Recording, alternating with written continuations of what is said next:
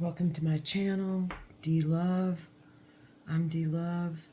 You can call me D.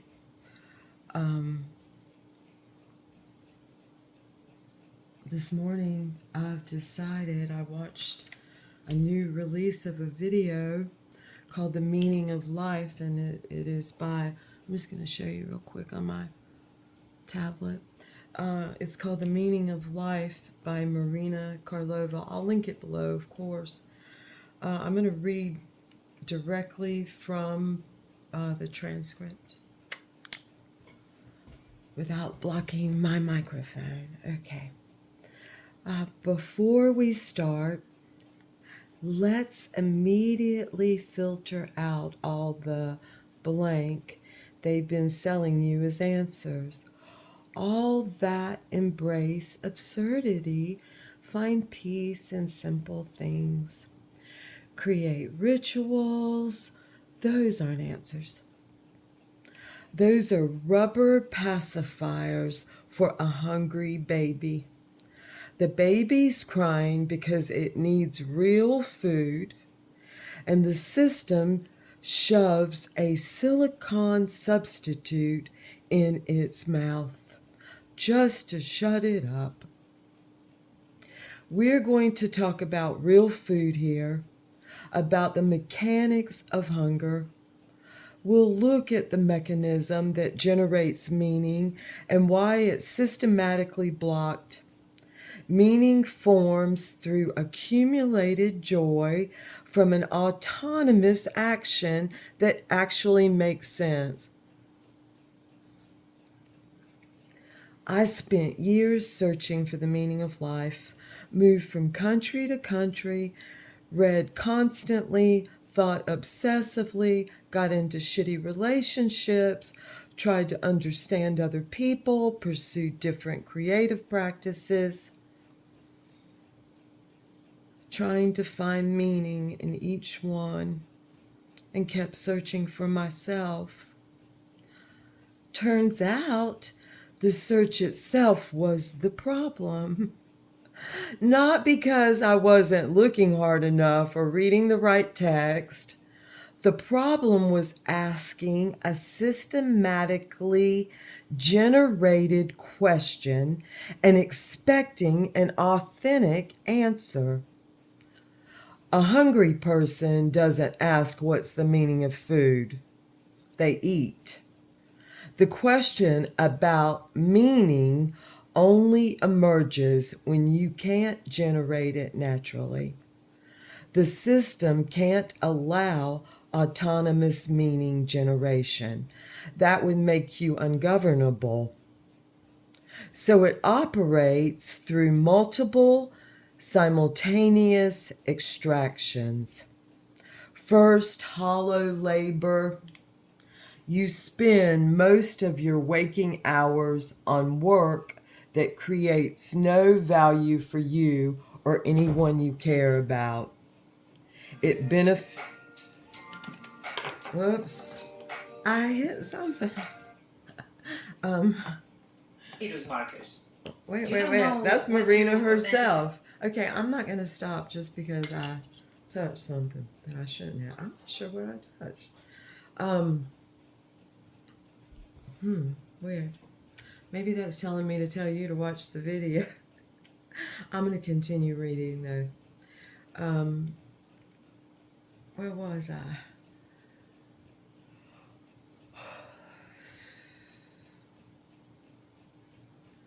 It is 7:29, which adds up to 9 a.m. here on the southeastern coast of South Carolina, actually the coast of an island off South Carolina.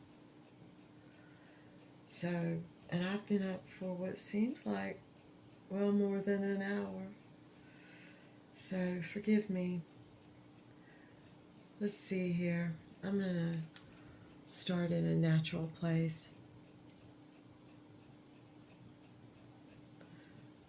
First, hollow labor. You spend most of your waking hours on work that creates no value for you or anyone you care about. It benefits abstractions, the company, the economy, shareholder value. Your energy depletes. No meaning gets created. The void opens. Second, blocking autonomy. Your actual desires gets replaced with socially approved patterns. Success means career advancement, material accumulation, status markers. You don't know what you authentically want anymore. You know what you're supposed to want. Your meaning gets substituted with the system goals. Third, destroying connection. Real interdependence within community generates meaning automatically. It doesn't have to be a subject, that's me interjecting. Through genuine relationships and mutual care. The system replaces this with atomization and simulated connection. Social media interactions, networking events, transactional relationships, the structure of actual belonging, which is really the Six of Wands, by the way, the structure of actual belonging disappears. It starts with small daily surrenders, being forced to engage in small talk, perform empty politeness, follow rules that make no sense. As a child, you ask a logical question about some stupid ritual. Why should I do this? The only answer you get is because those are the rules. Or again, I'm interjecting, because I told you so.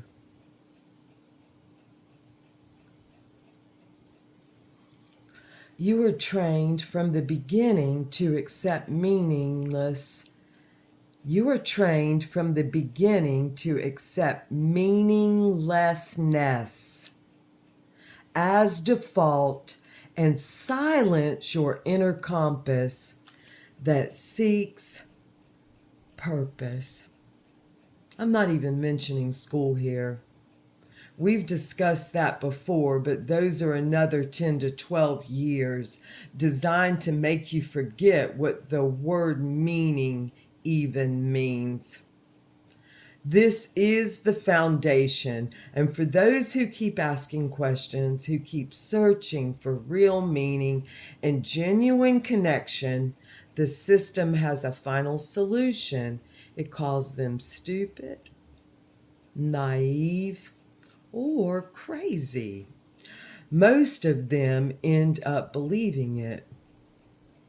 They learn to shut up, convinced that their clarity is a defect, their hunger is a disorder, and their own voice is not worth hearing. The ultimate victory of the system, I'm stretching a little, the ultimate victory of the system is not that you obey, but that you learn to distrust the very part of you that knew there was something to disobey. The systematic nonsense you encounter as an adult is just the advanced industrial scale version of the same principle. Absurd rules, bureaucracy, rituals without purpose. This is training. You're conditioned to accept that your time and energy are garbage to be endlessly wasted.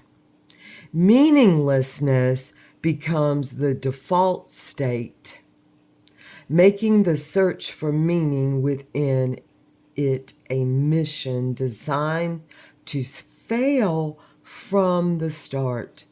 Meaning gets replaced with function. Music must sell. A product must be successful. Relationships must look right.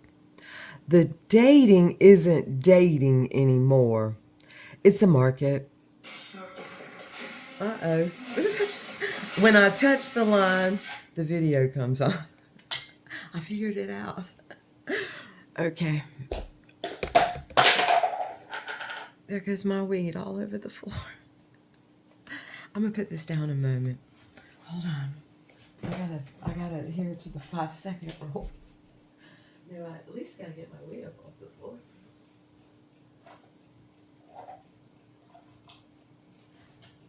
So far,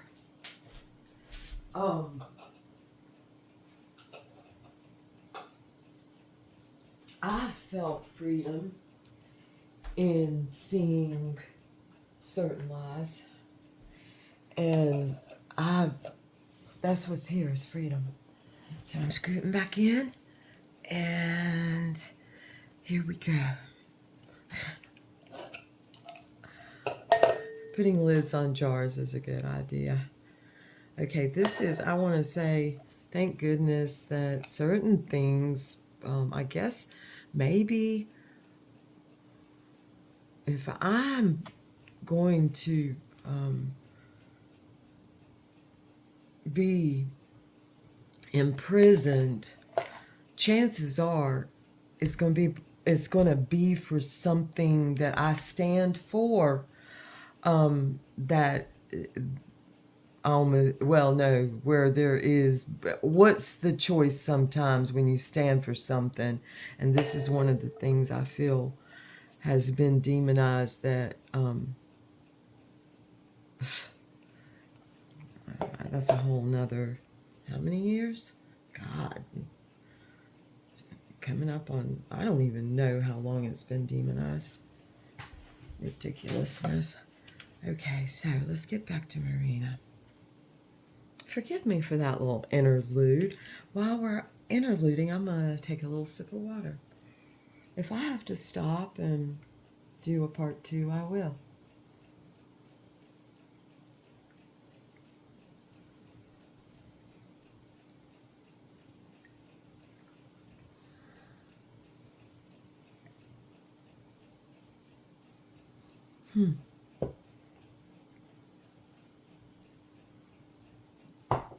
Okay.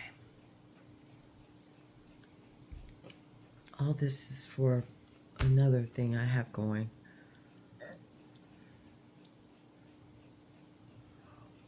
Okay. Here we go. I'm going to look for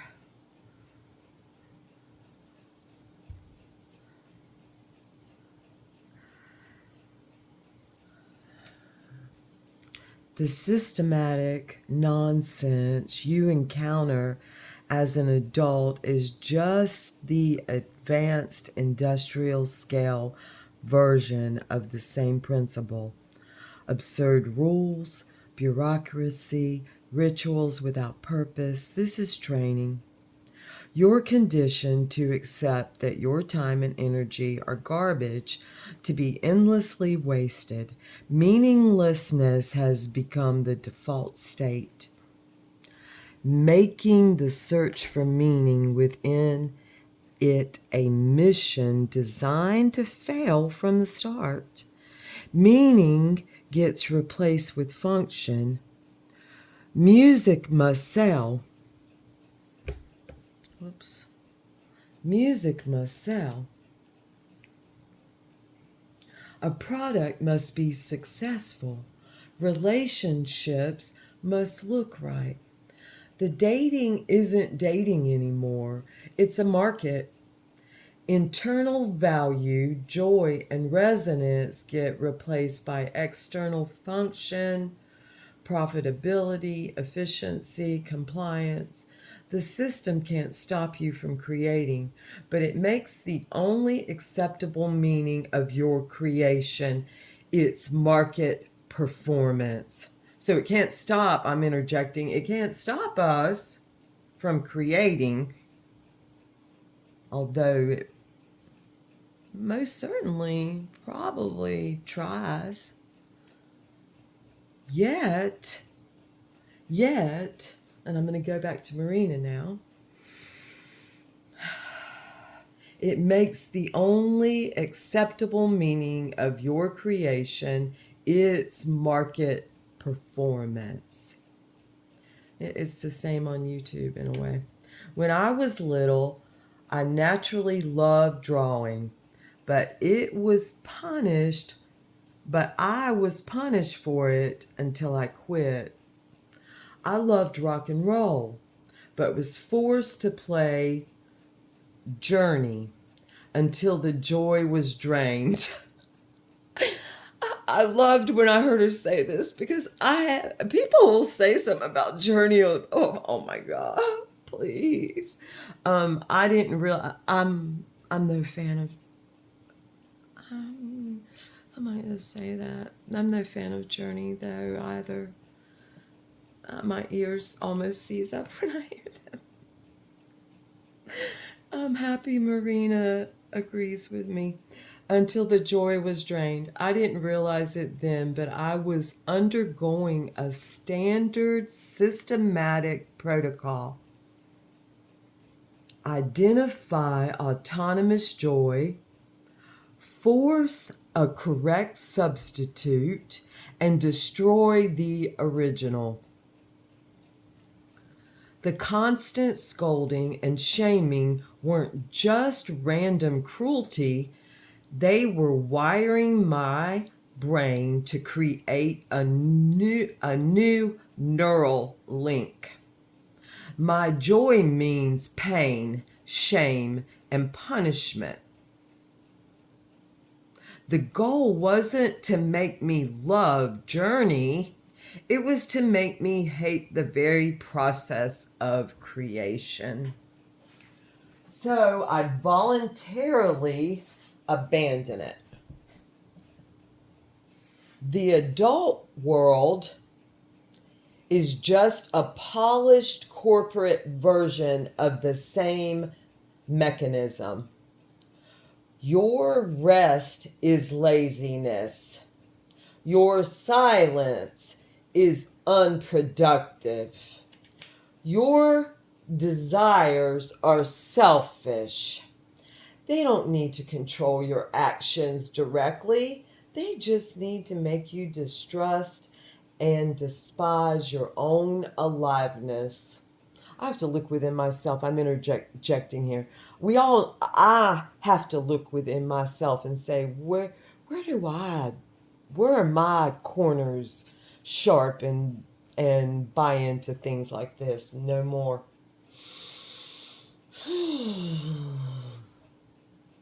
Your source of meaning is cast as a frivolous hobby, while your exhaustion for the system is called purpose. Your painting is a side project, while writing another quarterly report is serious work. This is the final inversion. Your life becomes the margin, and your cage becomes the text.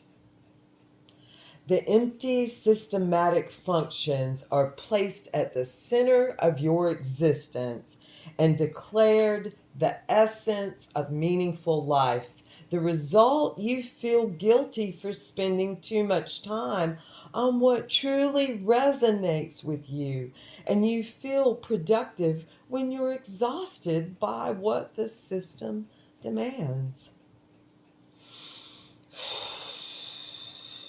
We're going to stop that. You learn to apologize for your aliveness and take pride in your own depletion.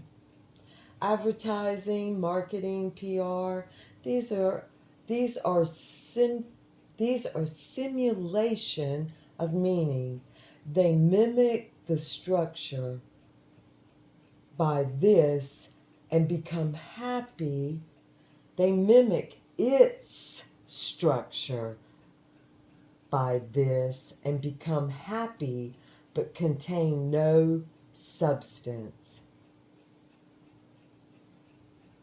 Your meaning detector is exhausted, constantly triggered by false targets. The result is a world of simulacra, show business instead of art, content plan instead of creativity, networking instead of connection. That's why I love when people go live. Networking instead of connection. Not that I don't love things that are well produced, because I do.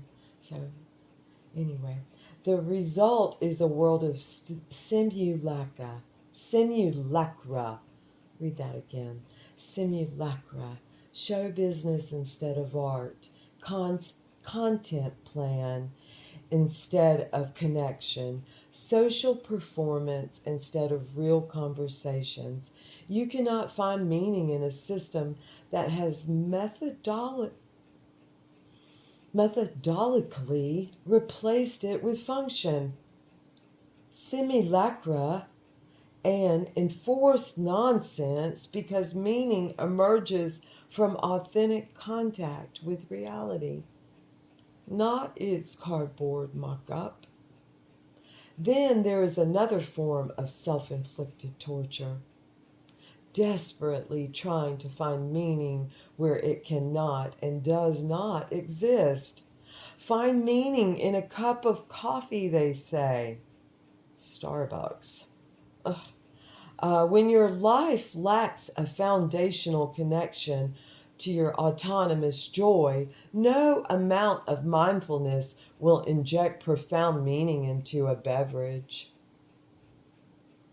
The only result is deeper self-loathing for failing to find in a trinket what is missing in your entire life structure. So our trinkets absorb us. We do some absorption, of course, but they absorb us also. And that's where the meaning comes from in them, is their absorption of us. I mean, that's where it's reciprocal. I mean, of course, gold has its power, but its meaning comes from the reciprocity. I inject.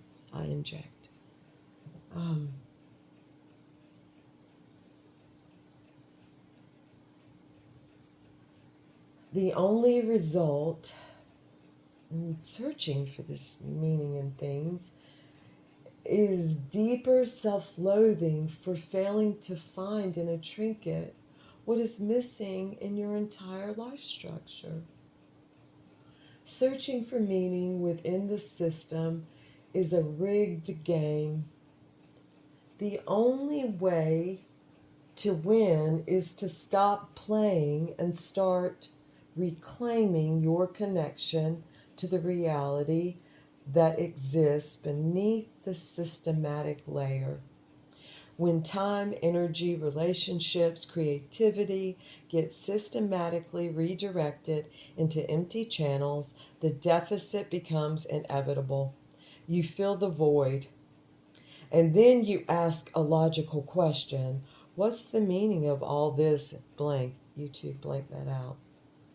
I hope it was fucking shit. We call life. This isn't a profound philosophical question. It's a distress signal. You're asking the system that created the deficit to provide the formula that fills it. We're asking the very system, except those of us, and there are those of us out there, carefully redesigning. And I'm going to still interject here. There's also the danger of loving any system we redesign and recapitulating the same process over. So,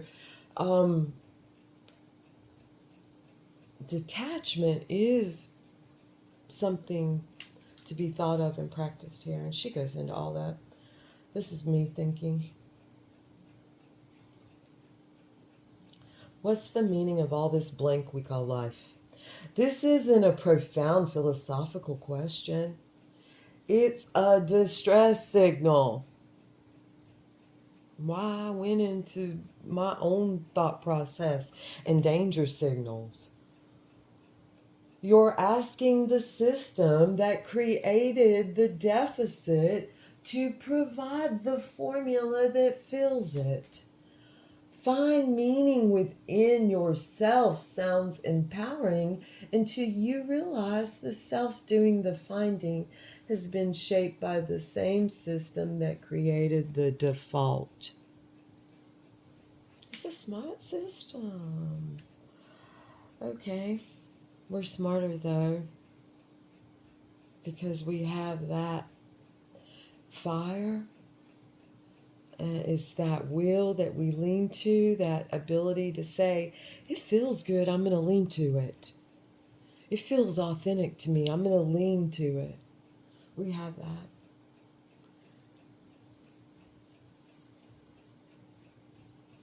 You're searching for authentic meaning with corrupted navigation. Let me read that again. You're searching for authentic meaning with corrupted navigation. But the system goes beyond just blocking your internal generator. It doesn't leave you in an empty void. It actively replaces reality with its simulation. I'm going to walk around a little, just a little. So you have ground left to generate meaning from. It replaces joy with pleasure. Ha. It replaces joy with pleasure. Way different.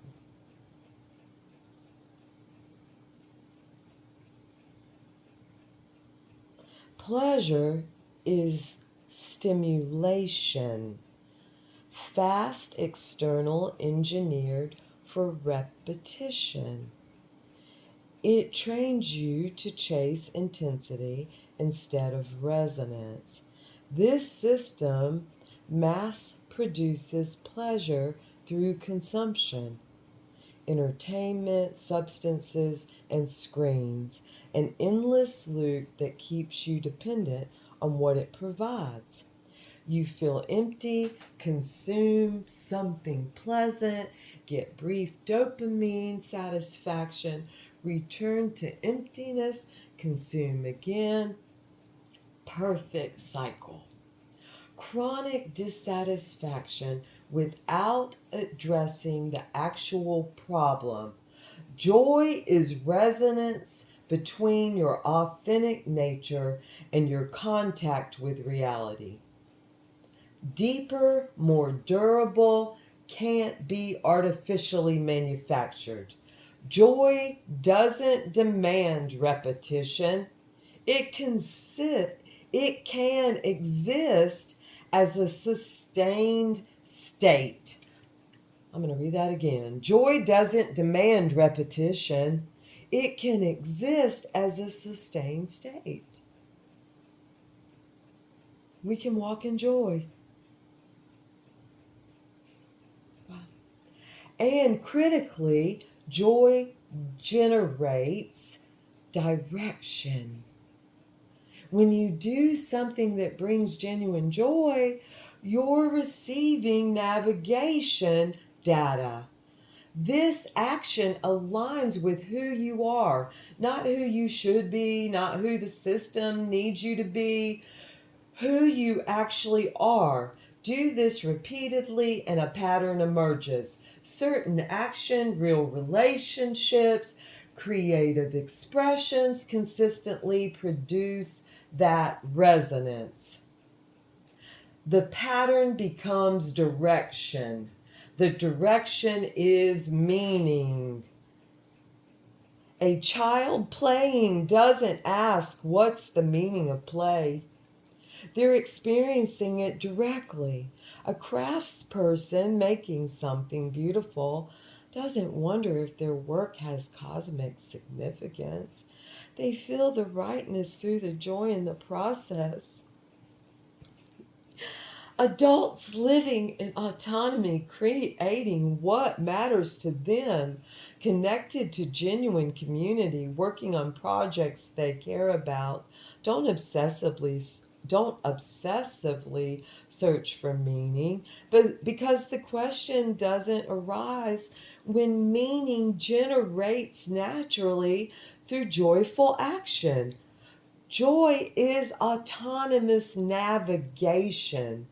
When you trust joy, you know what's right for you without consulting external authorities. Yeah. You don't need validation, approval, or instruction. This makes you fundamentally ungovernable. That's a good little phrase. Oh, let me take a screenshot. Mm-mm-mm-mm-mm. Fundamentally ungovernable.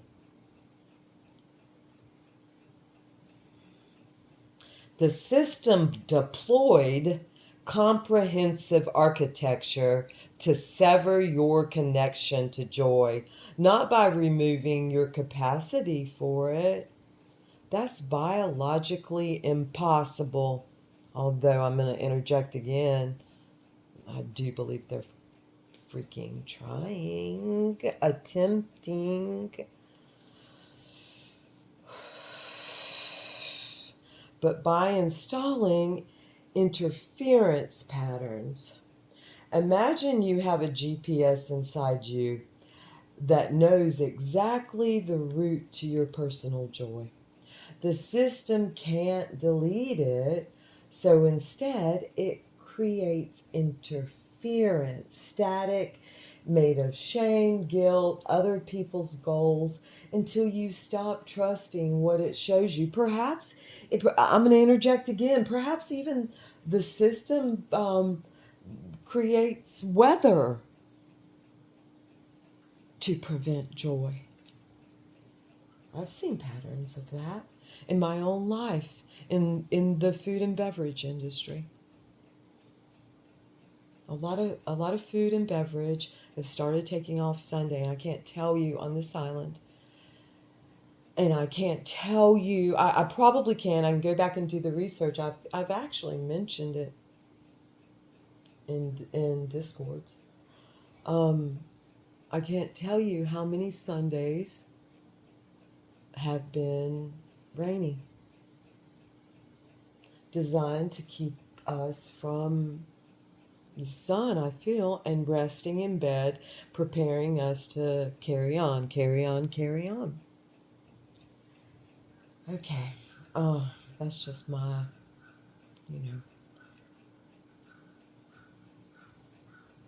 that's my experience, if you want to say.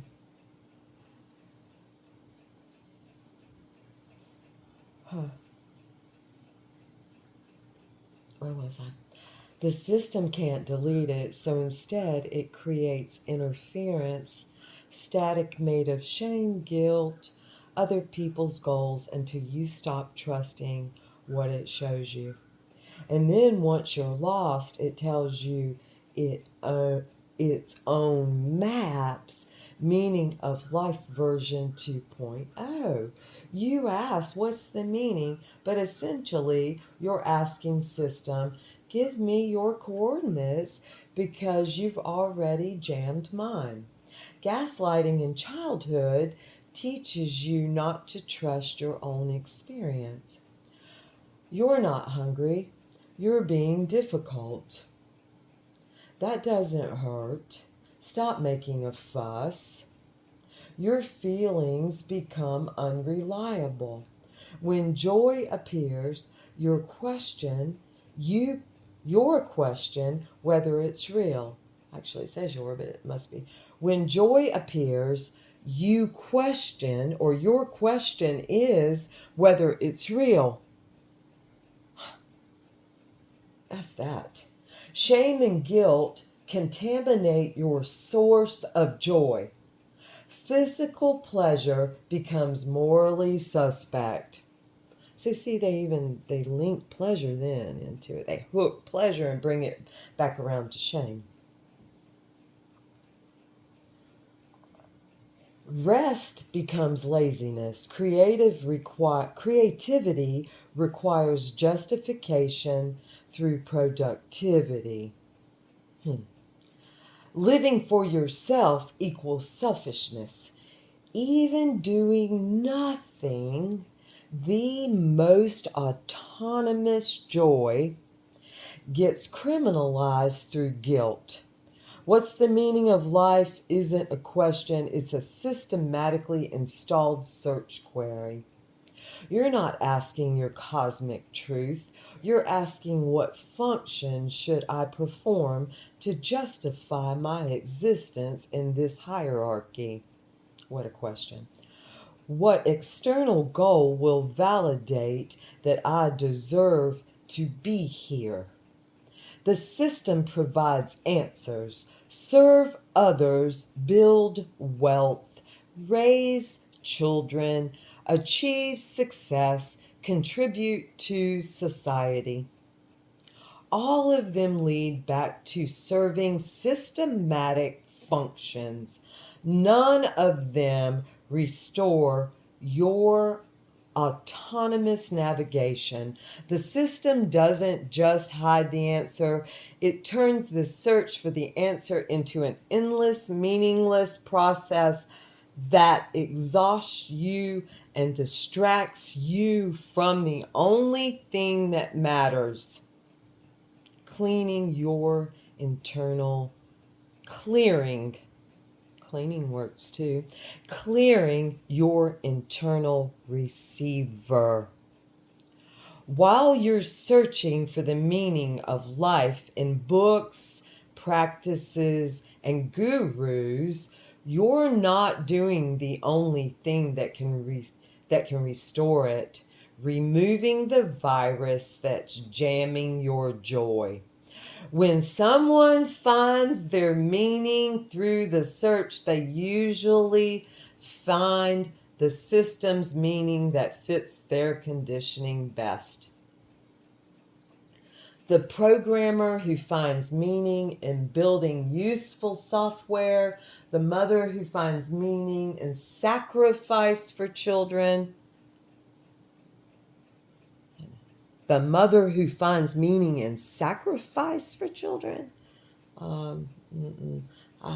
not a day was a sacrifice for my children, not one single day, and it will not become that.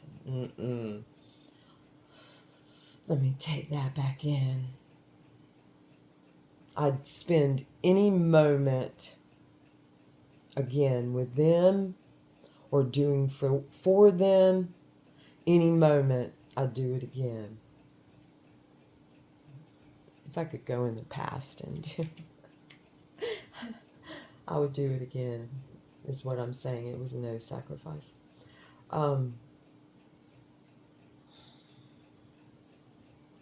It's not my favorite word.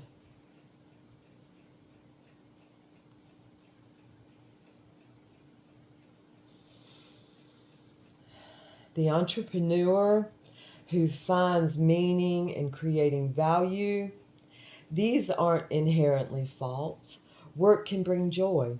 Relationships can generate meaning. Creation matters.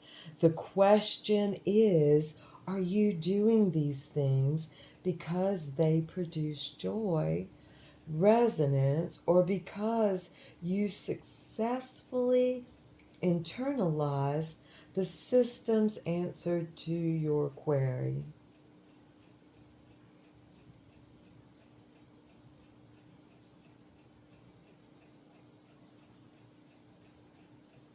How do you distinguish systematic meaning from authenticity? Simple. From authentic. How do you distinguish systematic meaning from authentic? Simple. If your meaning requires constant external validation, you're looking at the system. If your meaning requires constant self persuasion and motivation, you're looking at the system. Authentic joy and the meaning it generates are quiet. They don't give I hope she said fuck or damn. They don't give a fuck damn about validation. They just are. Your internal navigation doesn't just quietly point direction, it pulls you with such force that you have to physically unplug yourself just to go to the bathroom. That's the fucking truth. Because what it's leading you to, that's your actual life, not its simulation. If you need to constantly remind yourself why your life has meaning, it probably doesn't. Real meaning doesn't require justification. It's simply what emerges from living in alignment with what brings you joy.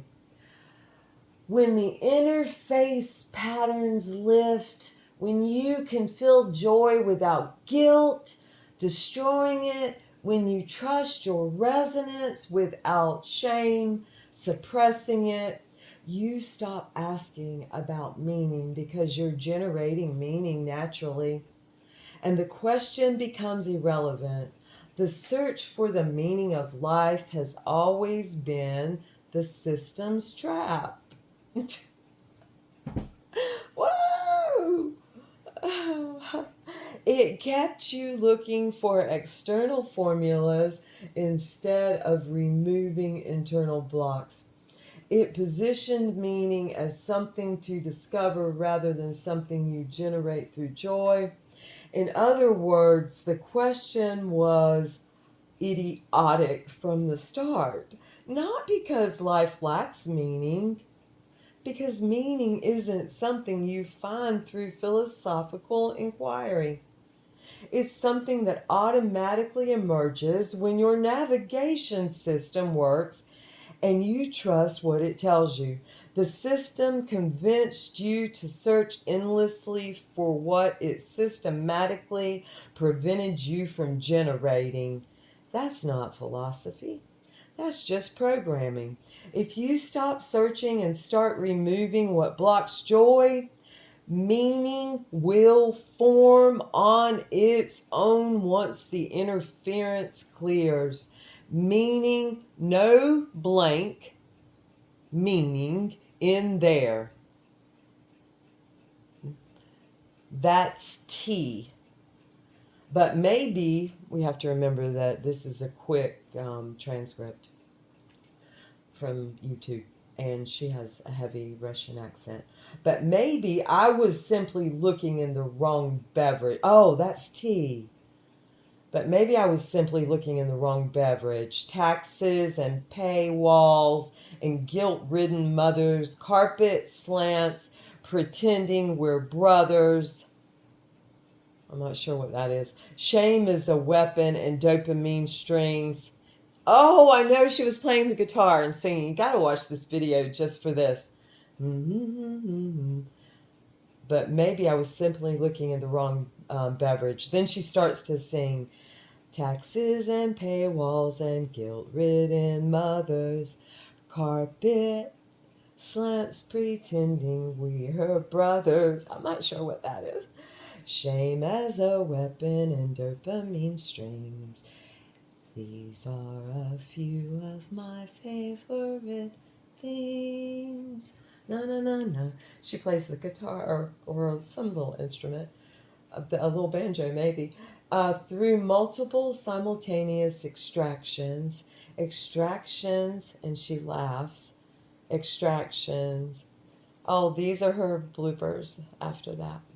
So please watch her video because it's lovely. There was no attempting to better it. I just thought I would read it, reading aloud. So, and that brings me, thank you, Marina, Thank you. I'm not sure what kind of anarchist you are, but I agree. I agree. There are a few little things. There are a few little things that I think. I'm gonna sit back down. There are a few little things that I think. Okay, I can tweak that a little when I hear you, and I suppose because I have spent many years fighting, fight. I have to seek a little bit softer, easier way, and I feel that has much to do with the part of me that has accepted in some way masculine is also mother, as all. I mean, there's a blending. So anyway, that was a little brain thing that just happened. Look what someone gave me yesterday. Ooh. I was like, I have something for you. She said, well, no, this woman said, I have something for you. What's your favorite color? And I said, well, I really do love the blues. And I do. Midnight blue is probably my favorite color, but I love all the colors. So, all of them that we see. Anyway, she came back. She said, well, I may not have blue. I said, well, I love all the colors. But she came back and she said, I had a blue. So that's a pretty blue, but it's a little hand. It's a back scratcher. Ultimately, it's another hand. Oh, look how long it gets. Telephonic. Look, I can even snuff out a candle if I wanted to. I could reach. Okay, I'm being just silly enough here. I am going to tell you just a little bit. I know I'm long. I'm really long. It's Saturday morning and I have to head to work soon. So I'm going to close this up. But I've left this on the table because I'm researching some Enrico Malatesta. And I was asked to read the Kybalion, and I've decided to put that on hold a little bit. I'm going to relook some things before I read it aloud and put it out there. However, I'm going to read aloud Enrico Malatesta's Anarchy. So, this little bookish thing. And I'm going to speak of his significators in the tarot, and also, where's that rune? Also his runic. Oh, there it is. Also his runic significator, and talk about those. Right now, I'm going to end, and I think if I can find my bells, I was just shaking them. There they are. I'm going to shake my bells as I go out.